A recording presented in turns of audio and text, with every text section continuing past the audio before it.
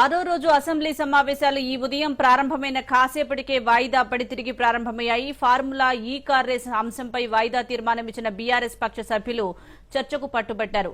రాష్ట్ర ప్రతిష్టను పెంచేందుకు ఫార్ములా ఈ కార్ రేస్ ఈవెంట్ ను గత ప్రభుత్వం నిర్వహించిందని హరీష్ రావు అన్నారు.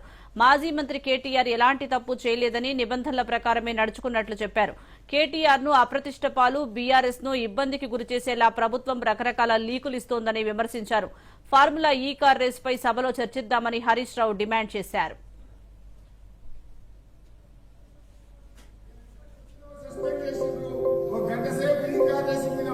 ఇది ఒక వ్యక్తికి సంబంధించిన విషయం. మీరు అడిగేది చెప్తా, వినండి వినండి వినండి వినండి వినండి వినండి ప్రశాంత్ రెడ్డి గారు, దయచేసి ప్రశాంత్ రెడ్డి గారు సీనియర్ శాసనసభ్యులు, మీరు ఈ విధంగా చేయకండి.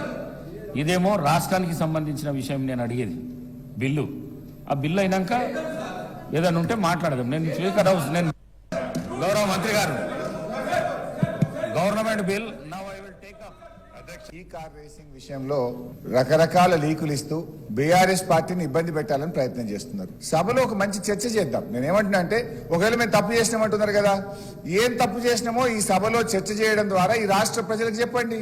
మేము తప్పు చేయలేదు, మేము ఈ రాష్ట్రం కోసం చేసినామని మా నాయకుడు కేటీఆర్ గారు కానీ బీఆర్ఎస్ పార్టీ తరఫున మేము కూడా విషయాలు ప్రజల ముందు పెడదాం అంటున్నాం. మేము ప్రభుత్వాన్ని కోరేది, మాకు స్పష్టమైన హామీ ఇస్తే మేము సహకరిస్తాం. ఇవాళ ఈ బిల్ తర్వాత చర్చ పెట్టారా, ఈ బిల్లు ముందు చర్చ పెట్టారా?